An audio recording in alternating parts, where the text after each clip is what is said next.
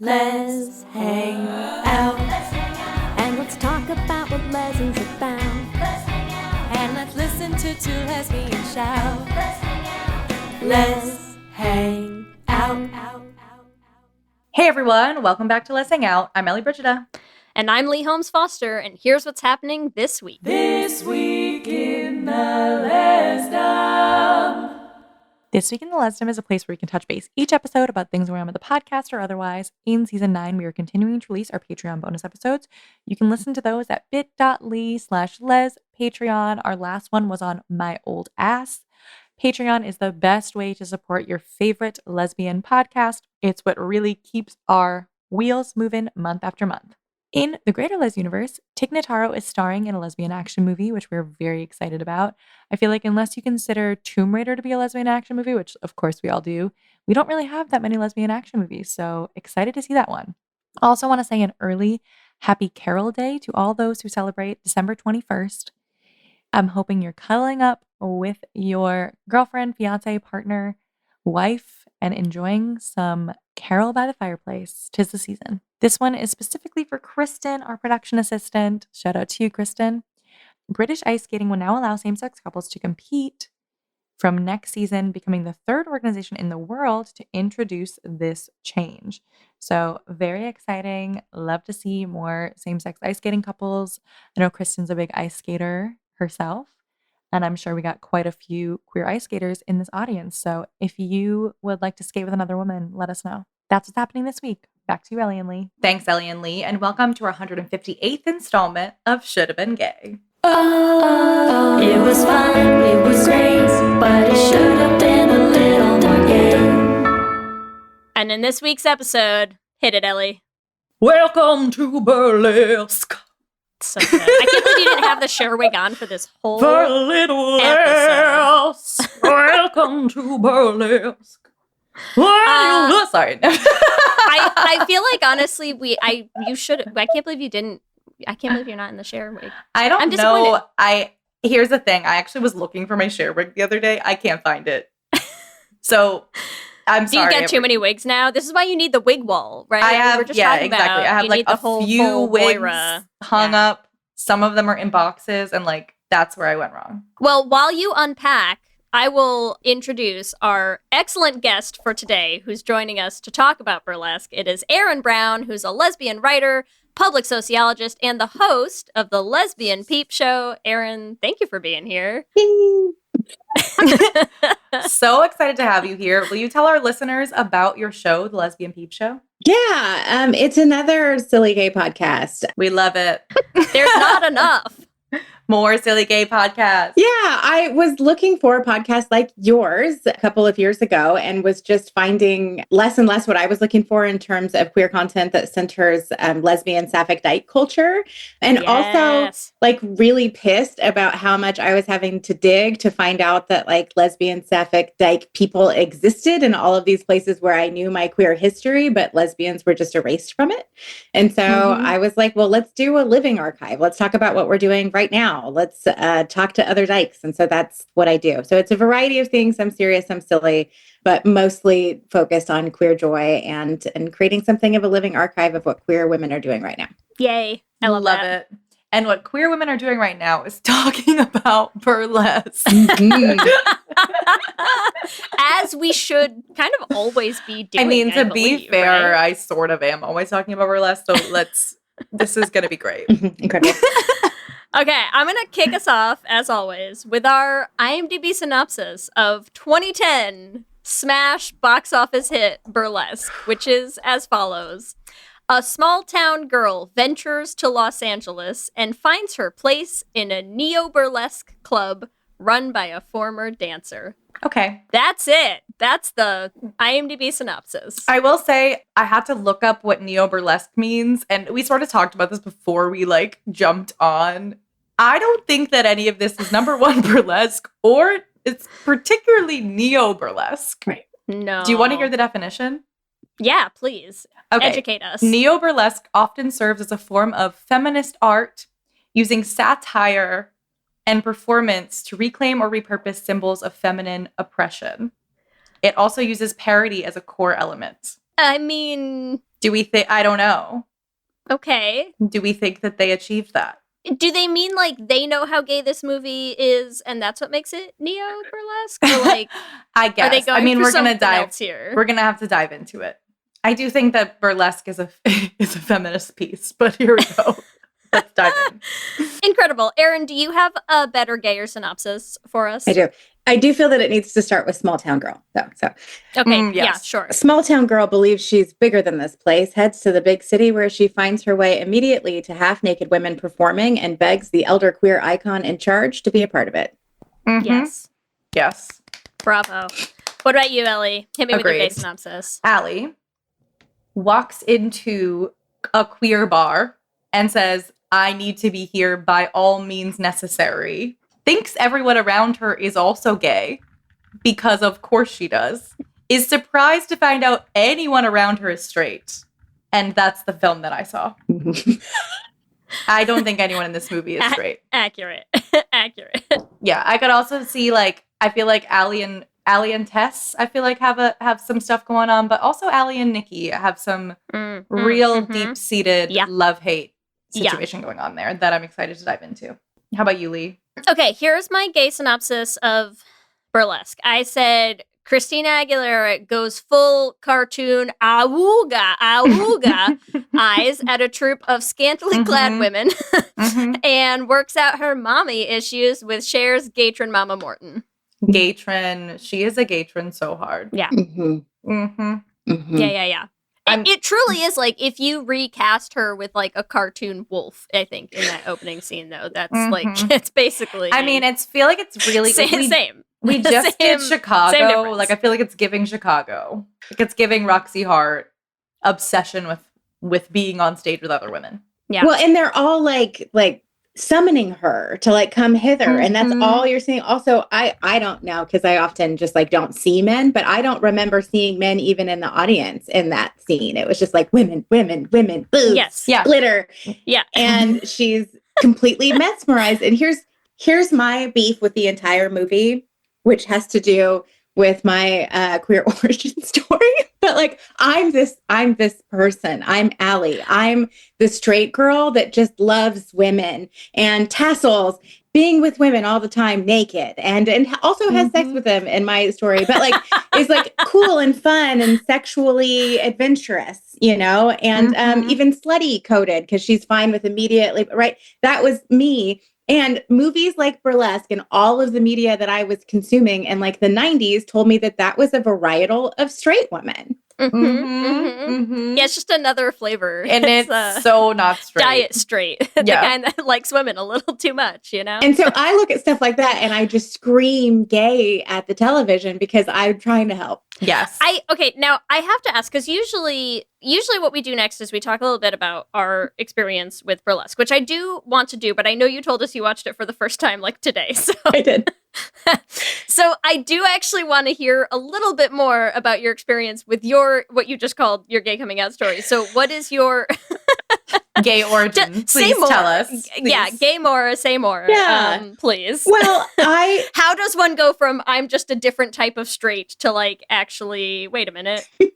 Divorce in my 30s. But prior to that, I just identified as a slut, which is like more or less accurate. I don't know.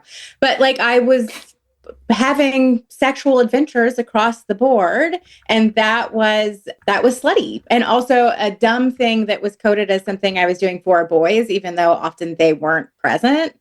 But there was no storyline in that. Like there were no lesbian accusations. It was just like, she's slutty, so she does that. Wait, so when you say slutty, you were sleeping with women with no men present for the male gaze? ? That is the narrative. It wasn't my narrative, but it was the narrative assigned to me. I'll have this running in my head when I'm with a guy, and he's going to think it's so hot that I'm thinking that is why I'm doing this. Yeah. Well, and also bisexuality at the time, because this would have been like the late 90s, was also thought of as being like non-committal and slutty. And so I was like, okay, well, I guess I'm that. And then I got together with a guy and married him at 23. So before my brain was fully formed, I had a kid and committed to that. And then once she was up and running, I was like, oh no, women. divorce. Yeah. I'm You're like, out. oh no, now my attention has somewhere to go and I have time to have thoughts of my own again. Yeah. And they're all about women is what's weird. Why am I always watching the L Word when I'm alone? No one knows. I also like played rugby. I was a slam poet. Like everything that I was doing was very on the nose. Like I was a huge Indigo Girls fan. Like this truly is I think the most Closet Made of Glass story I've ever heard in my life. It's wild. I It's know. wild. And my relationships with men tended to be pretty emasculating because I refused to like do a gender for you. I'll do all kinds of gender, but not like for you. And so it was interesting because coming out was actually not that big of a shift because my life was already very full of queer people and I had always been like an ally because I was having sex with y'all. I was a really hands-on ally. Yeah, ally. And I already was. I'm the best ally out of all the allies, okay? Like, none of the other allies I know are having nearly as much gay sex as I am having for the community. Yes, for the community and progress and feminism, probably. I also like was a weightlifter and I was really into Jackie Warner because she was like strong, you know? And so anyway, coming out was not a big culture shock to me because it was like, this all actually feels natural to me. And it gave me a lens with which to look at the rest of my life, and throwing the word dyke over it makes everything make sense to me. Dear straight women, if you're fucking lesbians on the reg, there is a chance that you might not be 100% heterosexual. And if you have to learn that here in the 9th season of our podcast. Well, straight women, if you've been listening to 160 episodes of a lesbian podcast. If you can't stop fucking women, it's not a guarantee, but there's a small non-existent possibility that you're a little bit gay. That's all. Yeah, I mean, if you're listening to a lesbian not to like take away from like actual allyship, but like generally speaking, people who aren't lesbians are not like really into lesbians. Like that we're a niche. I will say, like, we do have some listeners that are like, I know longtime consistent listeners who are not lesbians or not bisexual women. Like, we know y'all are out there, Okay. but also, Erin's face on this podcast is like, it would have been me. And I just want to say it's possible. It is possible that you have not done identity development. And that is an okay thing to know. We'll just point them right back to the lesbian master doc and hope that, everything works itself out. That is so amazing. Funny. I'm obsessed. So what was your experience? So then you watched Burlesque. What was your experience? Today. Yeah, with Burlesque. Yeah, tell us about that. I watched it last night and today. Firstly, I am a burlesque performer. And so seeing a kind of complete lack of burlesque in it was the first sort of glaring thing. We talked a little bit about this before, but it was kind of more Pussycat Dolls coded. But also another big sticking point for me, for kind of similar reasons, is that burlesque is a queer art. And it has all sorts of roots in queer history and in drag and in gender play. And so it felt like a sanitized version of that, which was kind of frustrating. That said, love Christina Aguilera, was really kind of surprised Kristen Bell was in there, Julianne Hough. So the nostalgia was there. The songs were it for me. And it had a lot of the same flavors of other rom-coms of that time, like Coyote Ugly. It's got it's very Coyote Ugly, but sluttier. It's Coyote Ugly, yes. I did enjoy it. And it didn't do anything that I felt like was entirely toxic, which a lot of those movies did at the time. But to be so gay and then not, I found interesting. And there's gay people, but they're men, which was the other thing I knew in the 90s, is that gay was cool to be if you're a man. Exactly. Gay men are everywhere. But yeah, lesbians, they don't exist. I'm curious, what to you is not burlesque about burlesque? So officially, because it's gay, kind of, it's like whatever you say is burlesque is burlesque. So you can dress up as a banana and take a sock off, and that's burlesque. Truly, that's probably nerdlesque. There's all sorts of varieties, and whatever you want to do is cool, consenty, whatever. So like those things could have been at a burlesque show. That being an entirely burlesque show is odd. There's no clothes coming off at all, which is kind of a big part of burlesque. And also burlesque is kind of innately political. It started as a way to like say damn the man and make fun of like upper echelon art that regular people didn't have access to. And so this just being like girls singing and dancing together was kind of like, that's not it at all. Like at least half of you are gay. I maybe know one straight person in burlesque, and that's just because we've never talked about her sex life in Kansas. Mm-hmm. So I'm like, I mean, most yes. of you would be sleeping together. There's probably a couple polycules, more feathers, more tits out, more politics. Yeah, there's like that one song. There's the one song that Christina Aguilera does where they give her the big fans, you know, and she's doing the little, okay, oh, now my top is off. But yeah, otherwise, I was wondering about that as well through the whole movie, which I also watched for the first time this week, Ellie. What? Yeah. Lee. And I was like, there is a lot less stripping than I was expecting there to be, and a lot less like, I don't know, just anything. There was a lot less anything than I think I was expecting to be going on. It's not. I mean, it is really giving, like I said, it gives Chicago. It gives it's a musical with showgirls. Like it's not. You know what's funny? It's not really because I told Kelsey, I told my wife that we had to watch this, and she knew nothing about it, and she was like, I was like, oh, like, I think it'll be fun. It's got like a great cast, like, you know, it's this really funny cast, like Cher's in it, Christina Aguilera's in it, and she was like, is it a musical? And I was like, yes, but I was like, I think it's a musical in the way that like some of the like diegetic songs in like Coyote Ugly are a musical, not in the sense that like, you know, I was like, I don't think it's like a Chicago musical. But then you watched it.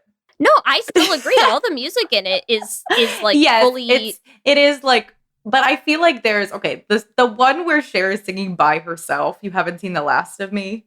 Yeah. Like I feel like there are definitely musical moments. If you're talking about like that scene absolutely took us out. Yeah, Ellie, I'm sorry. Cher being like, oh, I'm sorry, you're right. I am supposed to practice, and we were just like this burlesque ballad that you're gonna sing tomorrow on a chair about how can't count you out, and then you're gonna end your rehearsal by just getting up and walking silently out of the room on that poor man who stayed late. Okay, sure. He really deserved something because I felt give that guy a raise when he turned the light on. There was so much emotion. Like he really was with her in that moment. He was like, I need to get out of here. Yeah. No, there's definitely songs that they were trying to like sneak into, but every song they maintained. It was a number in burlesque. Yeah. Yes. It is a number happening in real life in the movie, which to me, I'm like, it is a musical, but it's not like a musical. You know, like it's not. I don't know. I understand. It's different, but it is. Ellie, I know you're the one with the background here. Tell us your experience with burlesque. My gosh, I love burlesque. I've seen it so many times. It's just like one of those. Number one, it is. I love Cher. I'm like a lot of people know this, but I will tell this to you, Erin. Obsessed with Cher. I do a Cher impersonation, as you heard at the beginning. I do, when I go to karaoke, I will sing Believe by Cher in a full Cher impersonation. Okay. I have dressed up as Cher for Halloween, for just any day. Many times. Yeah. So, like, put Cher in anything. Like, I have to see it. Okay. Same with Christina Aguilera. Like, I just was like, this is a movie I have to watch. I cannot tell you the first time I watched it. I just know I have seen it so many times since. I didn't rewatch it for this.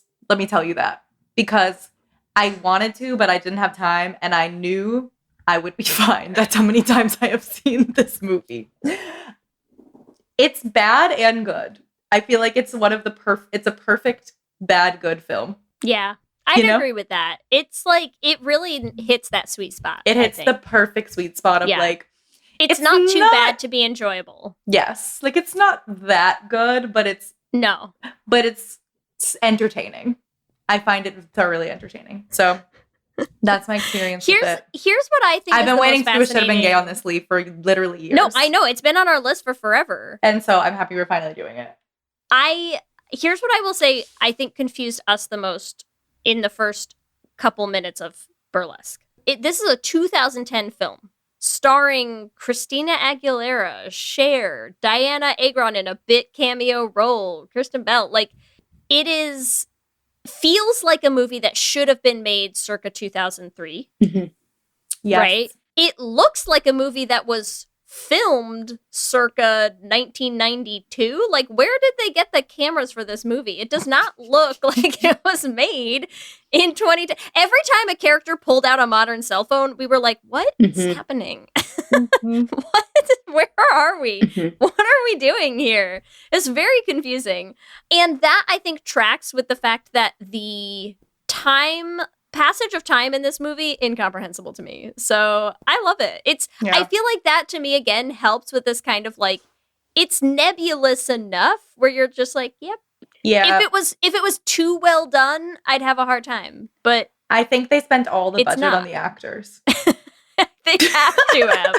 They have to have. Yeah. Is that why Diana Agron wasn't in more of it? She was too expensive? I think so. Did this movie coincide with Lady Marmalade, or is it just aesthetically? No, it's way after. It's way after. Yeah. Doesn't Moulin it seem like they go Rouge- together? But that's Yes. what I'm saying, right? This movie feels like Christina Aguilera was like, I know how I'll get back on top, because it was like I 6 will years do past Moulin her Rouge prime. again. Yeah. Yeah. It was in 2001 is Moulin Rouge. This is 2010. So 9 years later, Okay. That's they what were I'm like, saying. let's weird. try to revive this thing. Yes. This feels like it should have been made 2003, right? Like that would have been, that's what I would have pegged as the year if I had not known anything about it. But then it started and we were like, why does every scene in like outdoor, like outside LA look like it was shot on a camera from 30 years ago? Like what? Right. Totally into it. I'm like, it wasn't bad. It wasn't bad to the level that you're like, I could rewatch this and that would be a good time. It is like excessive camp. Also, the inexplicitly large apartment that they share is giving. How do we have this place in New York, though? Like, I had to go look at where this was because I was like, I thought that we were in New York, but we were in LA the whole time because it looked like New York in movies. Yeah, you know? yeah. And who knows where they filmed it? AKA LA. Yeah, sure. Yeah. The loft style apartment that it does give the essence of Coyote Ugly, like you said, in like so many ways. So many ways. And we've done a Should Have Been Gay on Coyote Ugly, of course, because it's so gay. Let's dive in to the gay of it. So when you were watching it, Erin, I know you're like, everyone's gay because it's burlesque, but who's like the number one? You're like, that is a full gay. Well, tricky. I feel like it's a tie between Nikki and Jack. Okay. Nikki has a lot of lady obsessions that are real toxic, but I feel like it feels to me like the subplot that should be there is that Nikki and Tess had a thing, and then Allie comes in and swoops her. Like that's a romantic triangle. However, the thing that I actually found very compelling is that Jack is lesbian coded, which is why I didn't hate the love story. Jack has a long distance girlfriend who shows up, and we know that she's serious because her hair's up and she's wearing a small scarf. So she's a serious woman. She's a serious Again, the lady. small scarf also feels pre-2010. So I gotta did. say. I am wondering, like, did they film this in 2002 and then they were like, we got it in the can, we just had to figure out how to get it out 10 years later? Just update the cell phones. It's fine. They were actually just saving for the budget to make those burlesque light up letters at the end because we were like, how much fucking money did they have all of a sudden? Like, what? Well, and Changes the then whole other he's movie. respectful. He's respectful of his girlfriend. He really wants our protagonist to be well. And when she's like shooting into fame, he's concerned about her well-being. And I just feel like in a hetero story that is more accurate, he's like, she wants me. Like that's where we start. And so the fact that this is a slow burn friendship, when they finally hook up, they're already living together. Like everything about this is giving lesbian to me. And so I also am into that storyline. If we go ahead and lesbian, or I would take lesbian coded, lesbian culture identifying trans man. Maybe that's what Jack is, but not a straight cis dude. I mean, I feel like the thing is, like I was saying before, is like she assumed he was gay immediately. Yeah, because he didn't come onto her. Like, he gives gay. The eyeliner aside, like, just like the way he presents himself is gay. And he has no history with any of the women. Like, and that's just not like they're burlesque dancers, so they must be sleeping around. Like a service industry. If you're in the service industry, people are sleeping with each other. Yeah. So that's So true. No. So like he's a she bartender with a long distance girlfriend. Now it all makes sense to me. And the fact that his long term, like, I'm gonna woo you by writing you a song. I mean, it's like it's a whole lot. So He's like, I'm just lesbian. gonna wear this bowler and write you a song, and someday maybe I'll tell you how I feel. That's a dyke. Yeah.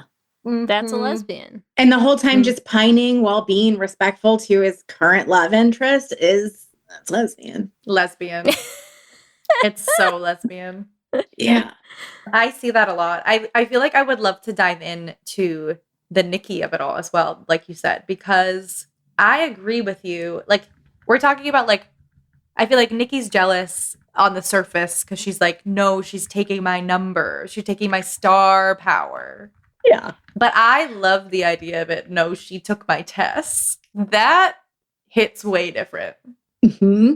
Mm-hmm. And I do feel like, even on the surface, actually, I feel like she is like, I was Tessa's favorite girl, and now I'm not the favorite anymore. She's not happy. Yeah, and the sabotaging, and then the breaking of the window, like all of that is way intense for like a little workplace favoritism situation. Yeah, it's way deeper than that. Nikki is such a toxic character, though, because it's like, I feel like there are dykes like Nikki out there who are going to have to like hate fuck their way into coming out. Do you know what I mean? Like, they're not going to get there in a healthy way. They're going to be like, this is all going to boil over until I like lose my mind and like fuck you against a wall or something. And like, that's going to be the like, wait a minute, something's happening here. Like, yes. There's a number where they're like fighting on stage, right? It's not her and Allie, it's her and Georgia, right? Who Oh, goes on her stage and for her. Julianne Hough. Yeah. Also very homoerotic. Also, how old is Julianne Hough? Because in my mind, she's like 22 now, but she's in this movie from 15 years ago. I don't understand how the Let's Hough find age. out. She's 37 now. This was 15 years ago. So she was 22 when this came out. Yeah. I'm not familiar with Julianne Hough's early work. Yeah. Honestly, it's hard to keep track because this movie, you cannot tell what year this thing came out. No. Yeah. No. Absolutely it's very not. confusing. I also feel like the wig work, the glitz, the glamour is very drag. Yeah. Mm-hmm. Christina Aguilera, horrible wigs throughout this whole film. Nikki, horrible. It's giving like Tess is like, I'm gonna give you all my hand-me-down wigs. Yeah. Like, you welcome to Burlesque, here's a horrible wig. Mm-hmm. Make it work. You know, it's giving like RuPaul's Drag Race, like, here's the scraps, now try to look hot. Take this awful wig, lip sync Megan Mullally. Lip sync for your make life. It work. Yeah. Literally. Yeah. And that's camp. And Yes. It's camp. It's queer. Like, this whole they work in a fucking queer bar. Like, that is not a straight space to be in. Okay, so the central storyline of Burlesque is we're losing the bar, right?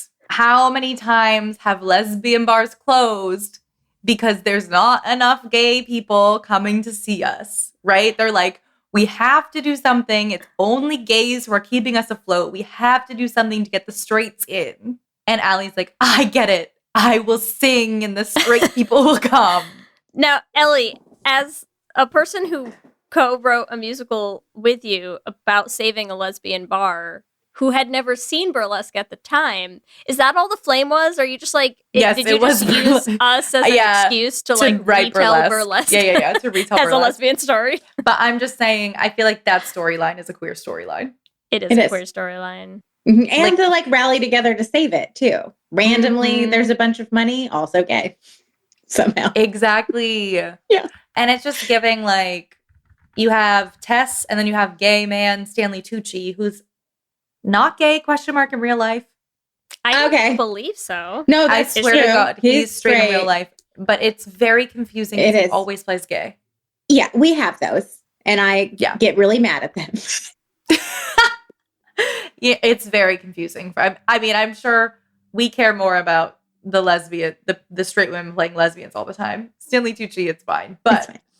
we have two gays who are trying to save the bar from this straight man who's like, I'm gonna take all this money to buy this bar.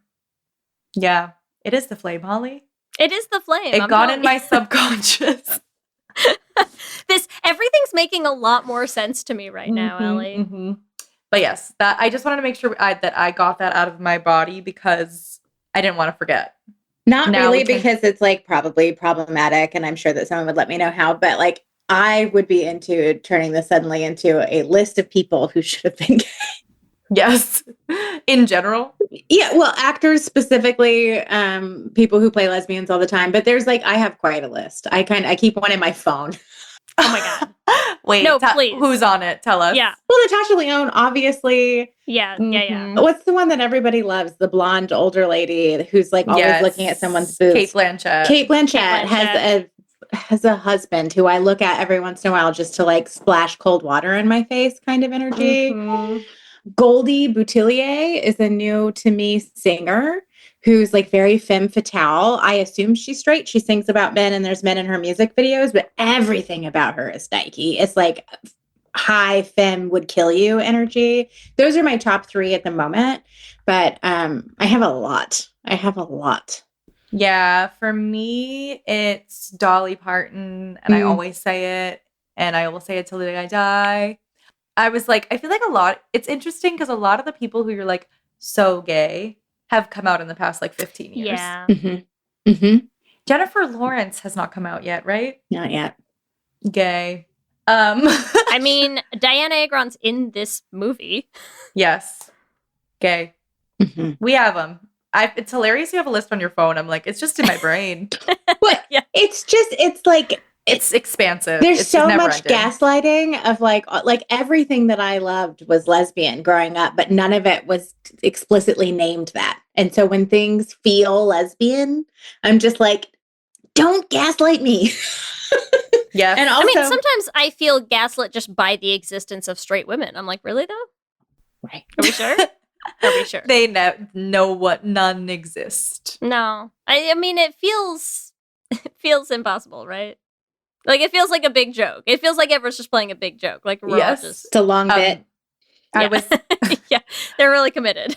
Yes. I can't use names, but I was hanging out with a friend of a friend the other day who is straight. I say this with quotation marks.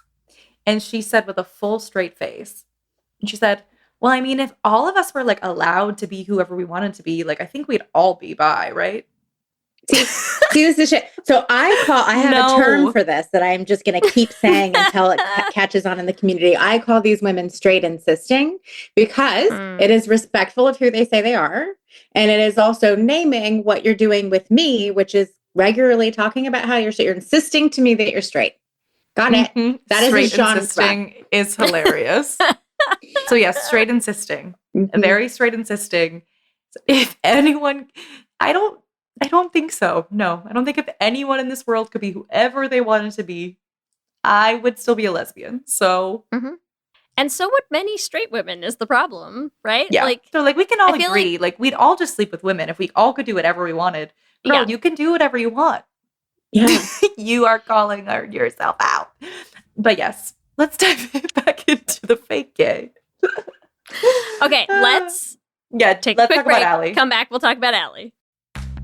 This episode is brought to you by Progressive Insurance. Do you ever think about switching insurance companies just to see if you could save some cash? Well, Progressive makes it easy. Just drop in some details about yourself and see if you're eligible to save money when you bundle your home and auto policies. The process only takes minutes, and it could mean hundreds more in your pocket. Visit progressive.com after this episode to see if you could save. Progressive Casualty Insurance Company and Affiliates. Potential savings will vary, not available in all states. All right. Welcome back to Ho Ho Homo, where we are giving you some advice for the holidays. Because Santa's gay. Listen, boys and girls, Santa is real and he's gay. Yes, Santa's baby, a bear. slip a strap on under the tree for me. Good stuff. All right, well, here we go. I'm excited for this one. I feel like there's a lot of best friend drama, and I feel like that's it's such a queer thing. So here's our question for the week. I have been in love with my best friend for 5 years and haven't said anything. Classic. But I just matched with her on her. I'm not sure if it's a joke or if it's a serious thing. What do I do next? Here's one thing, first of all, just to say it, because I love it. You know when people are like, what would kill a Victorian child if they like transported to the year 2025? First of all, I feel like the phrase like, I matched with her on her. Oh, yeah. That's a phrase that already would just like confuse a small Victorian child. And then I think the gay of it all would like just really put the nail in the coffin. So that's good. Yes. Love that.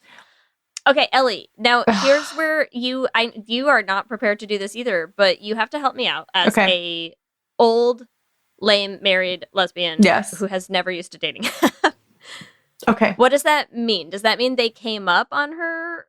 No, I feel like it means that they liked each other. So it's like, so like you're going on a date and you're getting married and I don't understand. Yeah. It's giving like, oh, well, my best, like they're already dating. Like, here's the thing. You've been dating for 3 years and you've been dating. And you didn't realize. Yeah. You're actually secretly married. Yeah, you're like common law partners. You share an apartment. You have a dog together. This is what I'm getting, right? We need more context, people. Like, they have engagement rings, yes.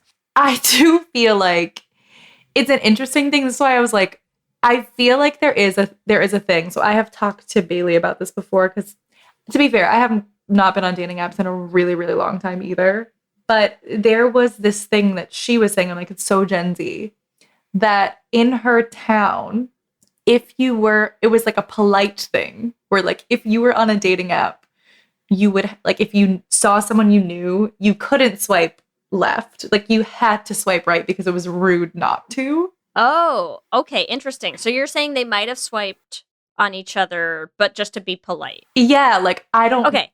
Yes. So I don't know if it's like as clear as like, oh, it's a hard yes. Here's the thing. I know that like her as an app made by gays, but the rules made up by small subgroups of gays.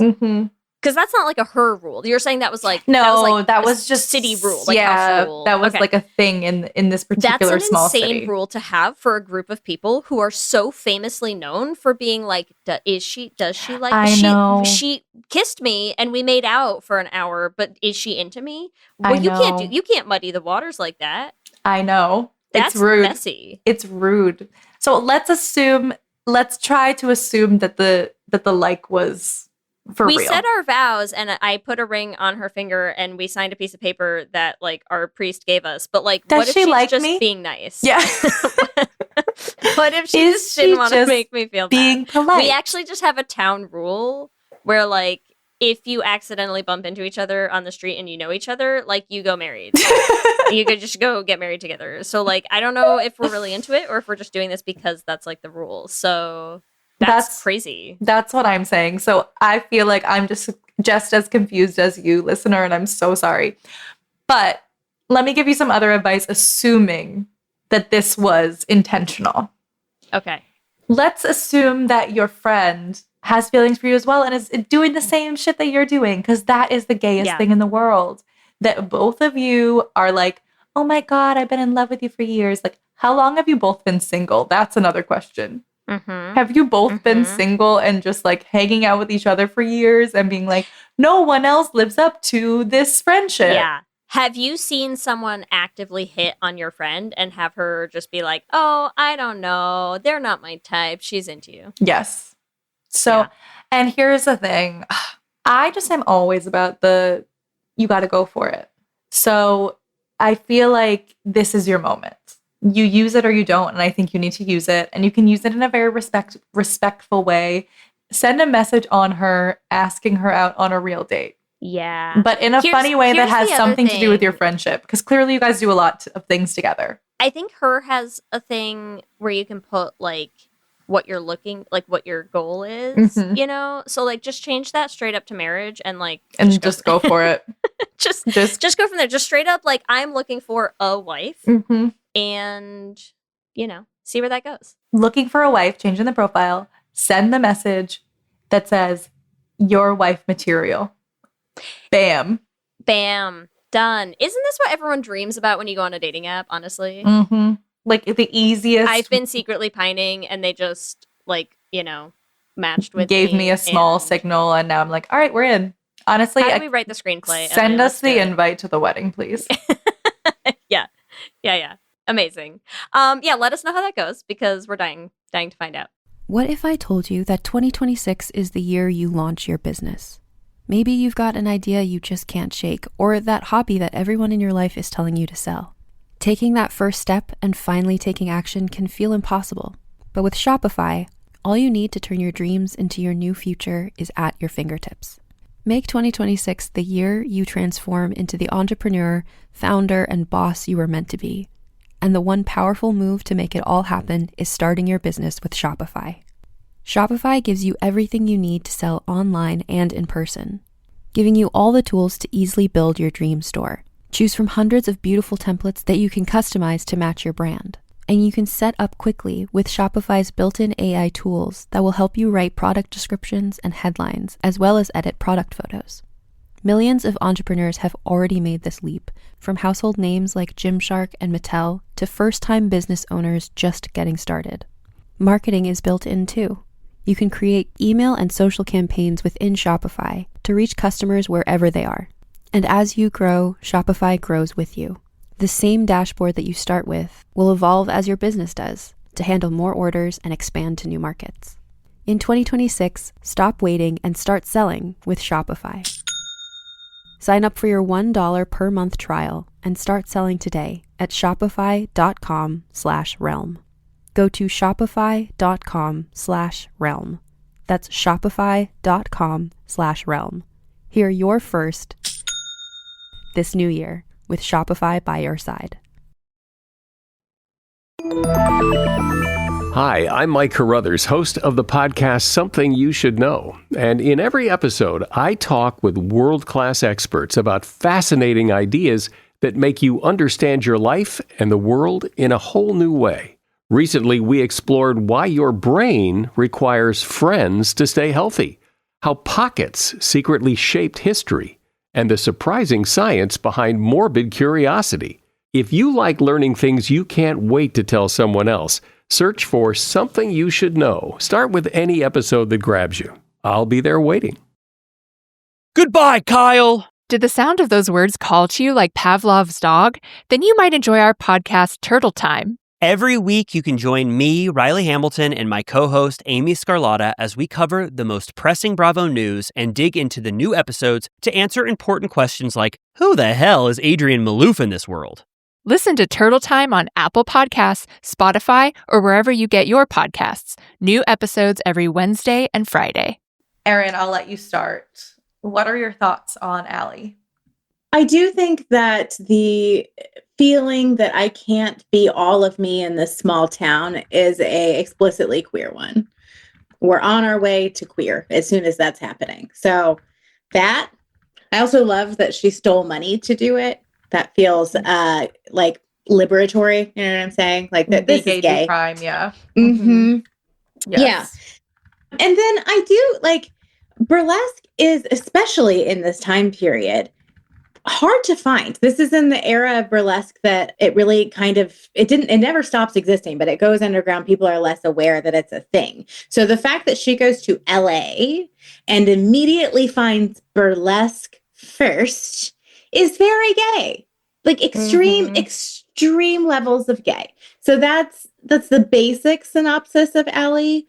Do you feel like it's the kind of thing where like you wouldn't be able to find this thing unless somebody was like, I see you.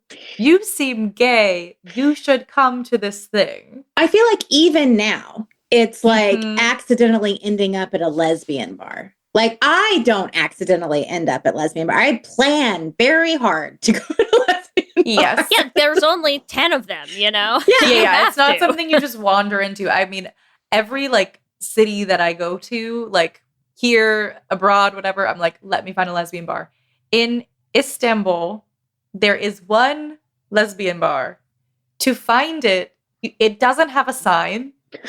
It literally has like, it's like a square with like a pink, it's like, I think maybe like a pink triangle or something, but like it is very much, like you said, like you have to search for these things.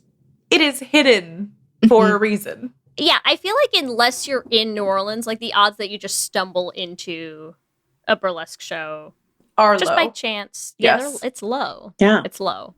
Mm-hmm. Yeah. And they also tend to not all have like a giant lit up neon sign that says burlesque out front. I don't know. Just a thought. I mean, I do think that's the funny thing about this. Is like it's not burlesque, so of course it's giving like, I don't know, like strip club with lip syncing. Yeah. But they don't But, even like, not enough Ellie. That's stripping? what I'm saying. That is a thing. There are strip clubs that have karaoke where you sing and the women dance behind you. I have not seen one myself, but I really would love to participate in this. How See, have we I'm- never done this? Yeah, I'm not really a strip club girl, but like that strip club. You're a part of the act. You're a performer. That's fun. I'm gonna have to talk to my fiance about this. Ellie's like, do you have the address of this bar? Yeah, Anyways, I'm no like, reason. Bachelorette party. Yeah. But that's why I think it's even funnier that like I feel like they made this whole movie and they intended for it to be more burlesque. Mhm. Like real burlesque, right? Like to show you more burlesque, but they didn't. And I almost feel like it's okay. This is the dumbest thing, but my kids listen to a lot of podcasts, and there's one podcast that they listen to that's just like a story podcast, and it's called Little Stories for Tiny People. This is related to burlesque, I promise. Can't wait. Okay. Little Stories for Tiny People. Very, very cute little stories for kids if your kids are into podcasts. Every episode of that podcast starts with they have a kid who like, records themselves giving the little intro, and the little intro goes like, remember, there's no pictures. You have to imagine the pictures in your mind. I feel like this movie is like, imagine burlesque in your mind. Right? There's like, no burlesque. The sign says burlesque. Imagine it happening. You have to imagine it in your mind. And so I feel like we all do, right? Like you're watching the movie and you're like, okay, you're all just sort of like shimmying, but like in my head, maybe it would actually be burlesque. And if you do that, it's almost funnier that you're watching Christina Aguilera have this whole gay awakening watching a stage of women just dancing around Cher, right? Because I think she's also imagining the burlesque in her mind.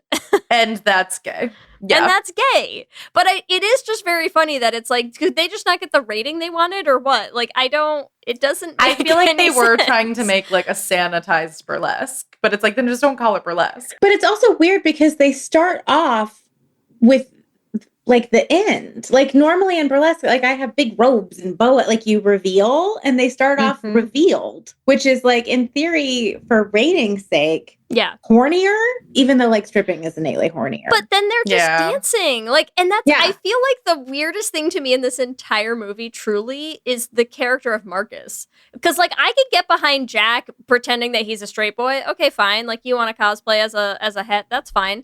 But Marcus makes zero sense to me in this entire movie because Marcus has millions and millions and millions of dollars, and what he wants to do is go watch women dance the same lip synced routines every night.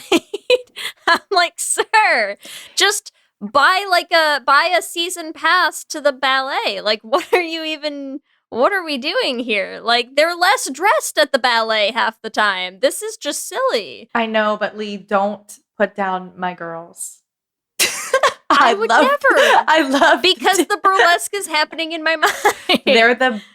I'm saying it's drag queens. But lip that's sync. why his character doesn't make any sense. No, what is he doing there? He wants to there? pretend he's straight. Yes. Maybe he is trying to Pretty Woman an Ally character. Maybe he's like the biggest boss man in that place. Because it does feel like there's a little bit of a pretty, like, this is a good offer for a girl like me. I just watched Pretty Woman. Yes. It does feel like it's giving that. Yes. It is giving he's trying. Like, I mean, he clearly is trying to get with one of the girls in the burlesque. Which is easier here. But he's there. Yeah. Like, they constantly cut back to his face being there every night. And I'm like, is this all you do? No one sees burlesque that much. No. Oh, Especially not a straight man. A straight man is not watching burlesque every night like that. No. He's studying the outfits that he wants to wear. Exactly. He's like, I bought you these shoes. Oh my God, those are cute. We can get them matching. Oh my God. Oh my God. I see it. Yeah, I feel like Allie gives gay because she's obsessed with these women. No shit. Allie walks into a bar with Alan Cumming taking your $20 and you're just like, well, that tracks. That's it. This tracks. She's like, I have to be here. I feel like there's the other side of it, of the Jack Allie scenario as well. Because like Jack, we've agreed lesbian, right? Mm-hmm. Allie, even though she assumes this man is gay, I feel like in general, I feel like it's a very lesbian thing to be like, sure, like I can live with a man. Because like no danger here. Yeah. Nothing's gonna happen. 100%. She's giving like, what's the deal? Like we could live together because like I'm your bro. Also, the total lack of noticing that he's into her at all is lesbian coded. Mm-hmm. Or just roommates.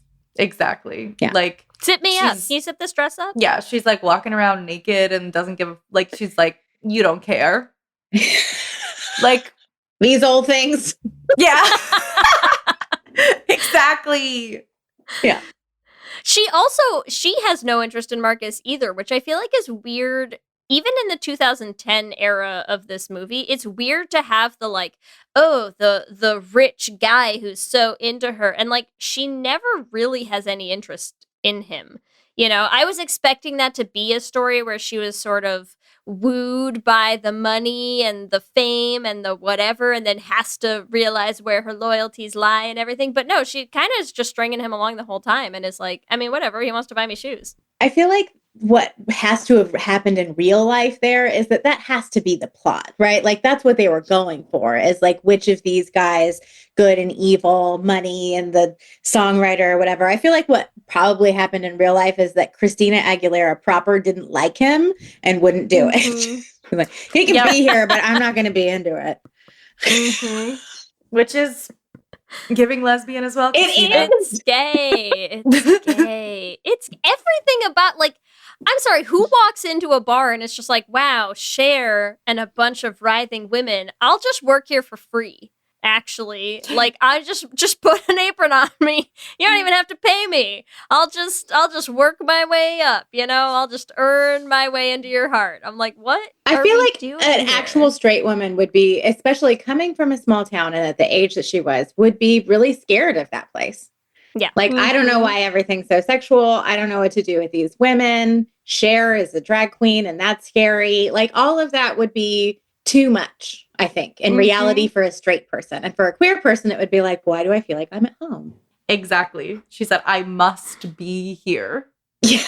Is giving, like, she is so gay. She just started working. I find it funny, like, every time I watch this movie, I have always chalked this up to Christina Aguilera just as a horrible actress. But it's way funnier if she's playing the character gay. Because I am like, the entire movie gives Christina Aguilera's like, I'm from a small town. But like, she doesn't act like she's from a small town at all. Except for the fact that she says, I'm from a small town. But she's Christina Aguilera and she literally has been famous since she was 14. So she doesn't even understand like the feeling of being a small town girl. The bangs give it though. The hair. The bangs are giving small town. She's costumed as a small town girl, but she doesn't give it. She doesn't exude it at all. Well, and Coyote Ugly did this well, right? Like she was like aghast by things and she was like beautiful, but I have no idea because she's just a daughter of a poor man kind of energy. And no, Christina does not pull any of that off. No, she doesn't. She literally is a diva. She's a Disney Channel diva. Yeah. from the second she freaking walks on the screen. I'm like, Yeah. you're not selling it. But it makes it funnier to think that it's just because she's internally gay. Mhm. And so she's like, yeah, I'm not freaked out by any of this. I've been watching this on my laptop by myself for years. Dying to get in here. She was watching The L Word by herself, Mhm. moved to the city. Mhm. She was looking was for her like- Shane. She found Jack close. Honestly, Jack does give some Shane energy. Imagine Jack with the Shane haircut. I'm Oh my in. God, stop. He already looks so bad to me in this Jack in a film. little suit jacket, just. I want the leather outfit from season 1, episode 1. The tiny Yes. vest. The tiny vest, he could rock it. This is a complete aside, but me and my fiance have been watching The Vampire Diaries. I never saw it. I don't know if you've seen it. The actress who plays Jenny is in it. I couldn't. And she comes in and she's like a vampire. And I am like, what the fuck is happening? I'm like, that's Jenny immediately. So I'm having like this very conflicting L Word Vampire Diaries experience right now. Yeah, there's yeah. some characters that just can't do anything else for me. No. And I No. think kind of everyone in the L Word, though I will take Bet anywhere, anytime. But she'll still be Bet. Yeah, Bet as whatever Bet as she's this. doing. Yeah, exactly. It's giving Jenny as a vampire. Yeah, that's fine. That And- tracks. Honestly, it's good. Yeah. But it just makes me laugh. L Word aside. Okay. Anyone else you want to talk about who is gay in burlesque? I mean, did we say enough about Tess? No. Because I feel like Tess's whole thing of being like, they don't really give a good enough reason for why Tess is like, you will pry this bar from my cold dead hands, right? Mm-hmm. And she's just, I mean, I'm not lying with like the matron Mama Morton thing. Like, she's like, my girls, And I'm like, okay.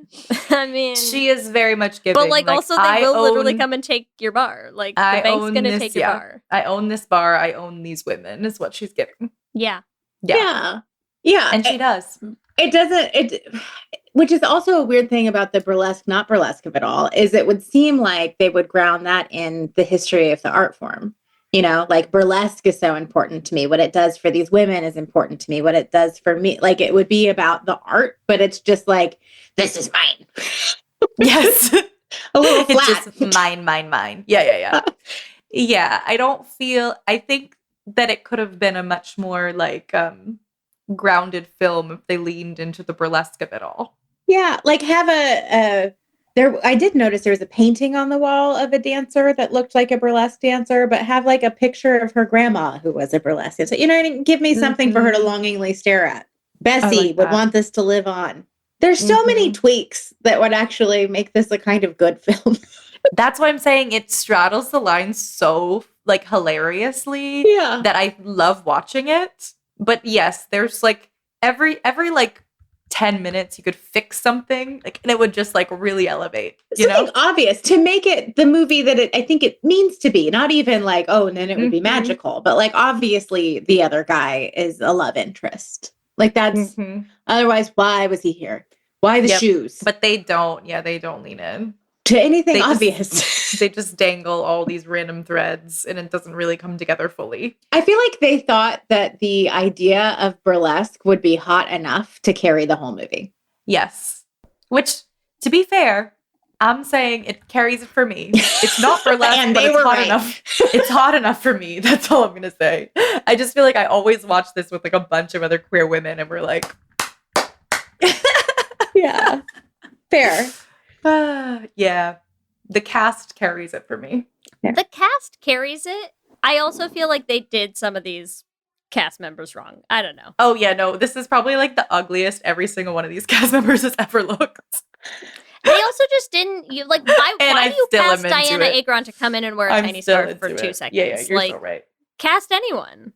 Anyone could wear that scarf, right? I know. It doesn't make any sense. And this is Diana Agron post Glee. Yeah, in a bit part. They really fucked it. Post Glee. Right? The time frame is so confusing. It's so confusing. I know. I know. I saw her name in the opening credits and I was like, oh, amazing. Well, and when I No. picked this, I think that I oriented it to Lady Marmalade because I knew I hadn't seen it, but I think I oriented it because it has the same aesthetic even. It's like Yeah. so similar and just not the same. Not the same. And so I think I was thinking this would be high school. And then I was thinking about some of the things you might ask. And I was like, where was I when this came? Well, I had a 2-year-old. This is way later. Very confusing. It's so confusing. I know. It is. Timeless, one might say. It is. It lives in time and space. You know what I would love for this movie? I would love for it to be way more gender bendy. I do like that Alan Cumming does dance. That's probably the most burlesque thing about it, in terms of there being some gender diversity. But I would like to see more like masculinity in some of the women. I would like the like image of it all to be like Allie comes and is struggling to decide if she's going to go like short-haired jogger lesbian to like really hone in her identity, or if she can be the high femme that she feels she might be in her heart. You know, like that is the story arc. And then, you know, Jack either has a different identity or we get this fun Nikki Tess love triangle. But all of that is hotter. And then, It's like, so much all you better. have to do to make it burlesque is throw some robes on them and have them drop them occasionally. And then all of a sudden, it's really, because a lot of the moves were traditional. They did bumps, they did grinds, they did some traditional stuff, but they just didn't reveal. We have a thing called pose, peel, reveal. What does that mean? It's just it's kind of a formula. It's a parade, peel, reveal. So you like parade yourself. You peel something off, you reveal like your hand if it's a glove. Anyway, really, I'm sure Christina Aguilera can do that. Yeah, I'm like, I also feel like it's funny because like I have watched this movie so many times, but I feel like you said, Lee, I feel like I do imagine them doing burlesque, so it's making me laugh. And I'm like, they In your never mind. they never took off a glove. No. Not even a glove. And that's so I'm simple. telling you, there's Yeah. the one number with the fans, and that is it. Otherwise, they are just dancing. In tiny outfits, which is not usually where tiny we start. outfits. Sometimes people do the reverse. Sometimes people come out in lingerie and put clothes on, which is interesting. Mhm. That's a choice. But there's usually we add, we remove, we reveal. Sometimes sing, rarely with a chorus line of scantily clad dancers. It's just whatever. It was just right there. They had all of the talent to do it. They had the resources. They had the budget to throw some gloves on them. That's it. That's all they had to do. And then just like, or we could have had some fun queer coded stuff that I would have really been into. Like maybe when they like are running off to get pizza and leave her behind, she can see that like they're actually a throuple. Hug it up. Yes. And she's not involved and she's jealous. Like just give Which us a I moment. think was happening. Was that also in my mind? Was that I was just imagining the pictures? Yeah, I think that was also okay. Sorry, that might have been the movie. That I was off watched. screen. Yeah. I did rewind that part because she was so disappointed that I was like, did I miss the slight? But they just left and she didn't get up fast enough. I'm like, was that mean? Yeah. Again, they a were tweak. like, we thought you were following us. Sorry, girl. But, okay, but question though, is that gay culture in the same way that lesbians will just be like, oh, I guess I'll just like never have a girlfriend. And there's like the girl who's there who's like, I just made you dinner and we watched a movie together while cuddling all night. What are you talking about? I'm sleeping over in your bed. And she's like, I'll be single forever. Can I tell you, I was working at a diner. Okay. Single mom who works 2 jobs kind of energy. And I was talking to a queer woman that I work with. Where on earth am I meant to find a queer woman over 30 in this godforsaken Kansas town? And she lived above the diner. And the woman I was talking to knew her and no one told me. I feel like I was in that rom-com. I was like, Wow. where could she be? And she's like, upstairs. Damn it. Crazy. You missed it. they're lurking around and you didn't know. Always. Yeah. Always. You know, it's just Yeah, you're never too far from a dyke, everyone, is the important even in message here. Kansas, apparently. Yeah. Especially in Kansas, our dyke nights are around 400 people. People are usually surprised by that.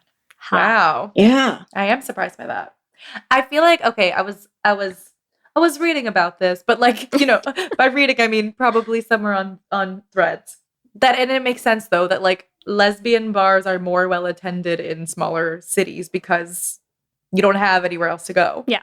because there's one in like a 4-state area. Well, and people take less for granted. Like I have friends both in New York and LA who are regularly jealous of how much queer community I have and how many queer events I attend. And it's because I don't miss them. And I think if you're in a place where you could kind of always go somewhere, maybe it doesn't matter as much to you or it doesn't feel as urgent. Whereas I like Dyke Night is my church. If Dyke Night's happening, I am there. It makes sense. I'm like, when Danny's Queer Bar opened in Boston, I was there like the first few weeks. Then I was like, all right, I'm going to stay at home and watch Vampire Diaries with my fiance. Bye, everyone. See ya. Yes, it all makes sense. It all makes sense. But this particular gay bar in Burlesque can't close. And we needed to stay open for Tess, our beautiful gay owner. What else? Oh, I was going to say about Tess. Sorry, one more thing about Tess. She is divorced, right? From this man. And they're still friends, question mark? Yeah. Not only friends, they're friends who like casually, she just like kisses him on the mouth like it's nothing. She's just like, whatever.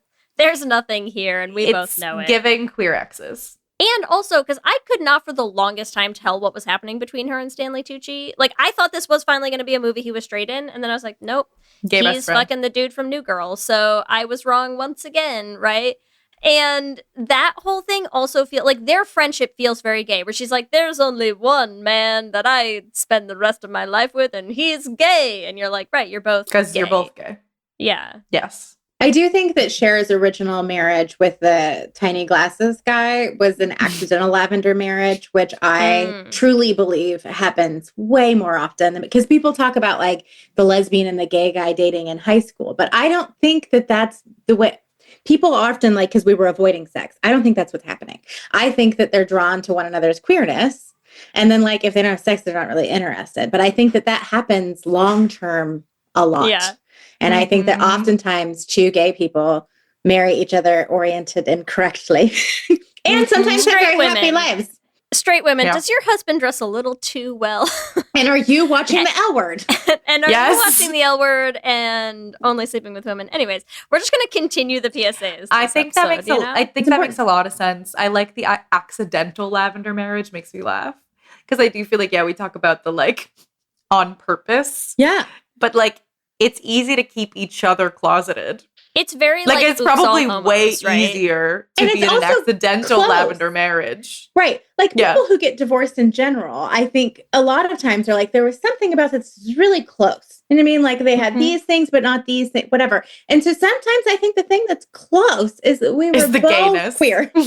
And that felt familiar. You're like, wow, we get each other so well. Like, they're my best friends. Yeah. And you're like, yeah, they are. Yeah. That's it. We like the same stuff. Drag. Share. Yeah. Share is I feel like Share is because I feel like there's a lot of things that like gay men love that lesbians don't love. To me, I do feel like Share is a Venn diagram. Yeah. I think so too. Yeah. She feels like early Chapel Roan in some ways. If she hadn't done the whole Sunny bit, you know? Yeah, I do feel like Chapel has drawn a lot from Cher. And she is, I mean, I don't know that she would describe it this way, but in terms of like practical things, she is in drag, you know, like her beat that I'm actually looking at right now could be on a drag queen, which is very specific. And bio drag is a little bit more popular now, but I think if Cher was in her 20s, 30s, beginning of her career now, she would probably identify what she's doing as drag. Oh, for sure. Because it is. Cher is so drag queen coded. Have you ever watched Will and Grace? So there's like an episode where Jack meets Cher but thinks that Cher is a drag queen pretending to be Cher. Yes. Like like Cher is a drag queen. I'm mad at Will and Grace right now. Ow, because I just watched... Okay, God got mad at me. Because I just watched the Lilith Fair documentary where they show Deborah Messing making a lesbian joke on that show. Wait, what?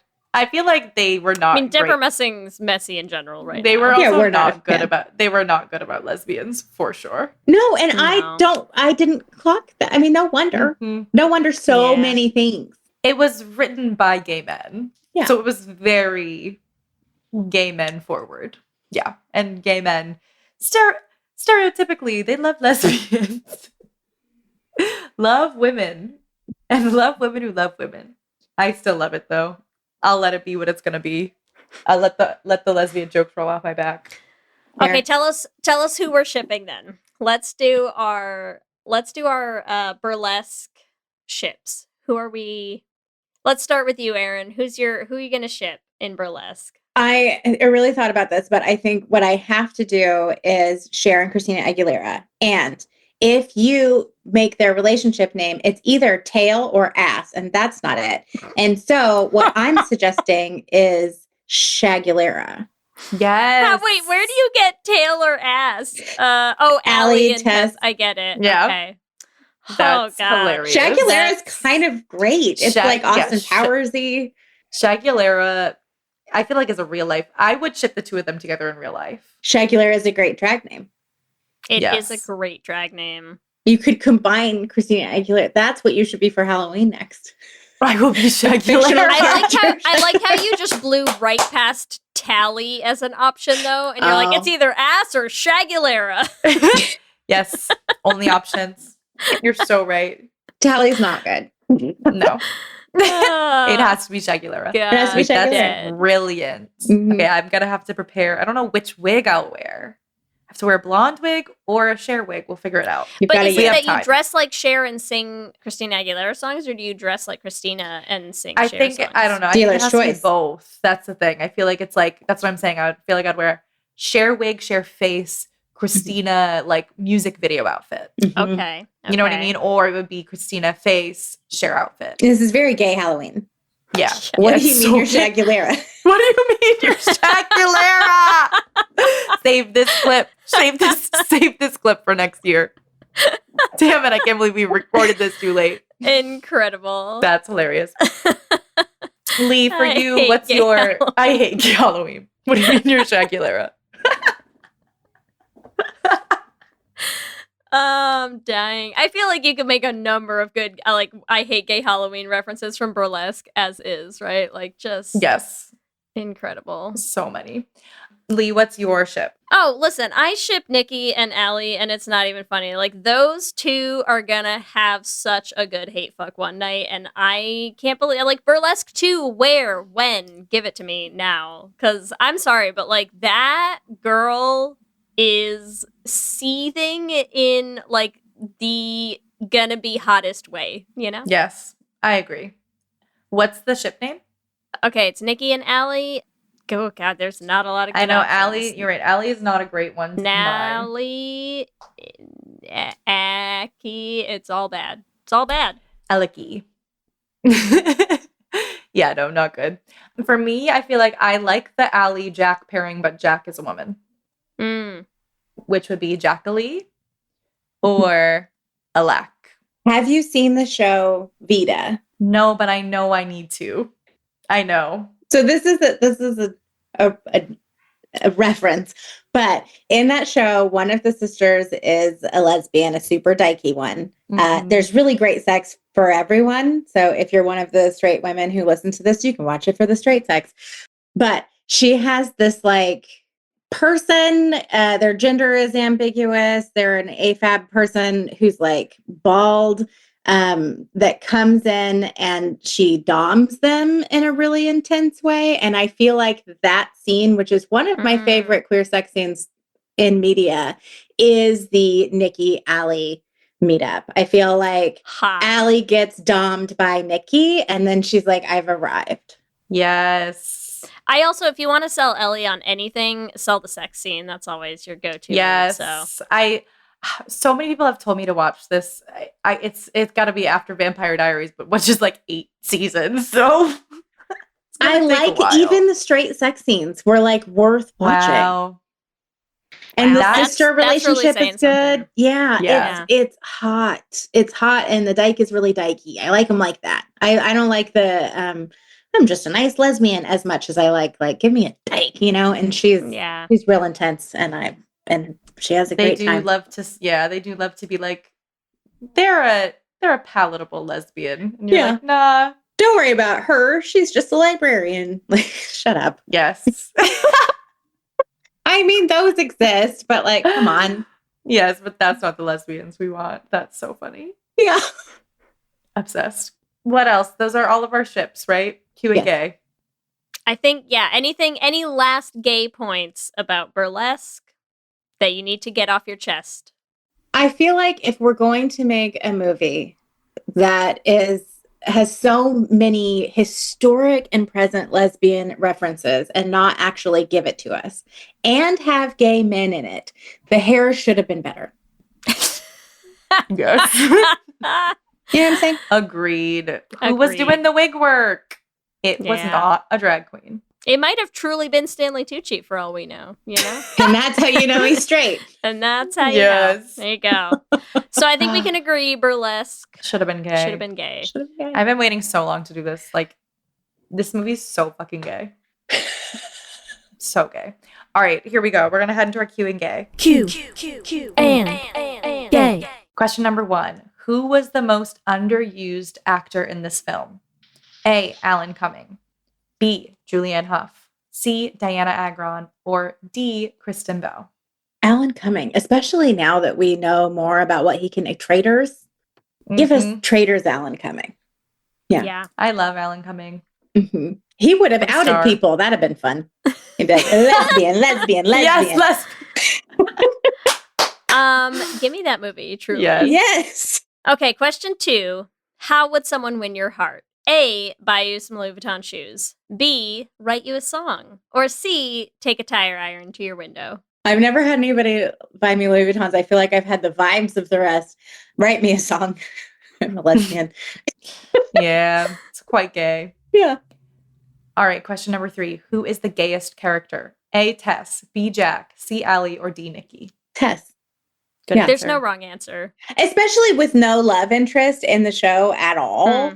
And then running all, like, because a woman without a love interest in a movie at any time, but especially 15 years ago is gay. What? So she's a lesbian. Yeah, hardcore. Okay, question 4. What would be your dream career? A, bar owner. B, burlesque dancer. C, costume designer. Or D, singer, one that Christina Aguilera's character never considered once in this movie. I am a burlesque dancer, but I would love to be in a position to own a lesbian bar. Put it in the stuff, do it. Yeah, it's important. So that would be the one. But I have burlesque at it because we need to have burlesque in queer spaces. Yes, love it. That's so funny to me, Lee, because you're so right. She's like, I must be a burlesque dancer. It's my only choice. So I with the voice of Christina Aguilera in LA. My dream in life is to dance on this burlesque stage in this dark, dimly dank, dimly lit dank bar. So queer. I like how your impression of Allie every time is kind of giving newsboy. It's like, that's Justin. Yes. I must dance on this pole. Well, dance burlesque. Incredible. She didn't even negotiate to be like part owner. Like she fully just tells Tess, she's like, oh my God, Tess, I know how we can save the bar. Anyways, I'm just gonna keep dancing. Gotta go do my shift. Bye. I'm like, what? Girl, like get didn't even of that shit. Yeah, didn't even negotiate a raise, girl. No. She's also not there to be discovered. Like there's no story arc beyond. She like, wants this to live is it there for me. forever. Yeah, which makes sense. And in this New York loft apartment. Yeah. Yes. In LA. With her gay roommate. I mean, sounds right. Perfect. All right, our final question. Here we go. Pick a burlesque original song. A, Welcome to Burlesque. B, You Haven't Seen the Last of Me. C, Express. Or D, Show Me How You Burlesque. Show me how you burlesque. I want you to Show know. me how you burlesque, no burlesque. I want you to know that I also chose to leave off Bound to You, which I think is possibly just edges out You Haven't Seen the Last of Me for the funniest burlesque number, which is here's Christina Aguilera belting a ballad about being in love in an evening gown. What are we doing here? No one else dancing on stage. She's not even moving. I was like, what's happening? She's so burlesque. She's so burlesque. Oh, burlesque. It does actually make sense now from that perspective that this isn't a time period where there's no burlesque to be seen anywhere because they were like, this is our idea of what burlesque might what it could mean. be. Yes, in secret. Amazing. Well, Erin, thank you so much for joining us to talk about this gay film. Thank you for having me. What a blast. What a blast. Where can our listeners find you on socials? Where can they find your podcast? I am Erin Brown everywhere, and the podcast is called The Lesbian Peep Show, wherever you listen to podcasts. Amazing. Thank you so much. When Burlesque 2 comes out, we'll all do another You'll deep have dive. to, you have to, Yeah. we have to consult. I hope to Can be you in do it. some burlesque. Yeah. Yes, please. Oh my Yes. God. Mm-hmm. Incredible. Who would your love interest be in Burlesque 2? I want it to be the Jack Shane mashup bartender with the long distance lover who's longing. That one. I want that Love it. character. That would be the one I would like. Everybody else is kind of doing too much. I like an unassuming. That's what we're wishing for you. Thank you. Next time we see you. We love hearing from you and building community, so we want to shout out some of our favorite things each episode. And this week, would like to shout out Works For Me on our Patreon, who was listening to our My Old Ass episode and just sending stream of consciousness comments over to us. So thank you so much for that. My favorite comment here is, aggressively offended by being called straight equals story of my life. Yes, we are all offended if someone calls us straight. Agreed. So thank you for those comments. We're really glad you enjoyed the episode. As always, we want to thank our Lesbian Jesus patrons, Mark Foster, Lizette Stye, A.D. Benitez, Sophia Phillips, and Armani Gucci. And our King Princess patrons, Amy and Ellen, and Andrea Doucette. Thank you all so much. We could not keep doing this show without you and all of our patrons. Remember, you can also find us on all the social medias, Instagram, Facebook, Blue Sky, and TikTok at Lez Hang Out Pod. You can email us at lezhangoutpod@gmail.com. Check out our website at lezhangoutpod.com. And whatever app you use to listen to podcasts, make sure that you subscribe. That way you'll get new episodes as soon as they go up every week. We're also putting videos up on our YouTube channel, so make sure you subscribe at youtube.com/lezhangoutpod to catch them. Lez Hang Out is an independently produced show. It's hosted by us. Our audio production is done by Ellie. Our production assistant is Krista Murison, and other podcasting shenanigans are done by me. If you want to support the podcast, the best way to do that is to rate and review us on iTunes or wherever you listen to your podcast. We love to hear what you have to say. If you want to join our Patreon, you get access to our Les Extracurricular bonus episodes, you get access to our Discord chat, and it really, really makes a huge difference in helping us keep the show running. You can join at bit.ly/LesPatreon. If you want to get some Lez Hang Out merch, it's the perfect time to get it for the holidays. You can get that at our merch store at bit.ly/LesMerch. Remember, we also have a queer production company making queer podcast musicals with guaranteed happy endings. You can find us everywhere at $Bean Prod. Or at our website, dollarbeanproductions.com. You can check out our first two shows, The Flame and Journey to the Heart, on any podcasting app. And if you want to help support us in making more musicals, you can join our Patreon at bit.ly/$Patreon. If you want to follow us individually, you can find me on Instagram, Blue Sky, and TikTok at LSH Foster. You can find me at Ellie Bridgida on Instagram and TikTok. With that, I'm Ellie. And I'm Lee. And let's hang out again soon. Let's hang out. There are names that echo in the world of true crime, names that carry unanswered questions. Oakley Carlson, a 5-year-old girl who deserved safety, protection, and love, yet the system built to protect her failed, and Oakley disappeared. Her community still calls her name. Or Ellen Greenberg, found in her locked apartment with 20 stab wounds, a case declared a suicide. But how does a locked apartment tell two different stories at once? These are not just cases we have covered. They are people. They were loved, and they mattered. Their stories deserve to be told with care, with depth, with truth. I'm Ashley. And I'm Ricky. We are the husband and wife duo behind Crime Salad. Every week we uncover stories of the missing, the silence, the misunderstood. We ask the questions that were left behind. We refuse to let these stories be forgotten. Because behind every case is a family holding on, a community seeking answers, and a story that deserves to be heard. We invite you to listen to Crime Salad, your healthy portion of true crime, wherever you get your podcasts.